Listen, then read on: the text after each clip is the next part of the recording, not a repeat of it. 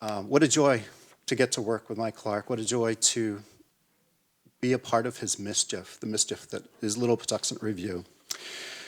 A morning or so after Mike Clark died, the air was full of sunlight. It rained the night before, and there was a gentle dripping to things. Young beech trees, which will hold their leaves through the winter to protect next season's buds, brightened as the sun hit them. I loved those leaves, slowly browning each autumn from copper to peach to dry paper white come spring. When seemingly weightless, they will feather off, up into the air, an angel-like ascension. Their serrated leaves are perfect catch and pause for water droplets, pooling to a bead at their tips. One particular such droplet was gleaming with sunlight. I knew that sparkle. I'd seen it many times in Mike's eyes, just above a smile as he was about to create some new task for you to do. "What do you think of starting a salon series?" he asked me while we stood on his porch after a Little Patuxent Review board meeting. I didn't really know what he was talking about. I thought I would buy some time, let him explain. I mumbled something like, "Okay, and waited for an explanation. His eyes were sparkling that sparkle. I should have known.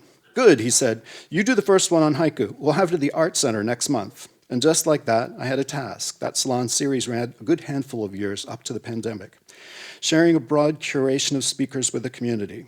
There's a lingering memory of Mike standing somewhere in the room, a baked good in his hand, taking it all in and listening, the learning and nurturing, just as he had envisioned. Mike was a convener.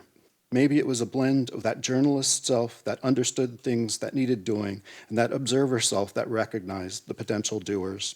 Add to that the kindest heart and such a care for the community that the convener became catalyst. You had to watch out if you caught him thinking, if those eyes shifted and started to sparkle. A lofty task was headed your way. But how wonderful for everyone the things that he'd create. Mike and I first met as teachers' husbands at holiday parties. We'd sit near the buffet and get to chatting, outsiders to the school day conversations going on around us. He'd have learned more about me, I bet, relying on his reporter skills of questioning. I learned more about him later at a Hoko Palizzo reading held at the Thai Sophia Institute. He was one of 4 poets sharing work on health and healing, and the instigator of a conversation that followed the reading. "Remember that literary magazine the Tritels used to publish in the 80s? Let's bring it back." And so Little Patuxent Review was reborn just like that. I don't clearly remember, but I'm sure his eyes were sparkling. I was within earshot and soon on the project as co-publisher. Midwinter mornings before the sun spills over the hill, those beech trees seem to glow on their own, an inner brightness in the winter landscape.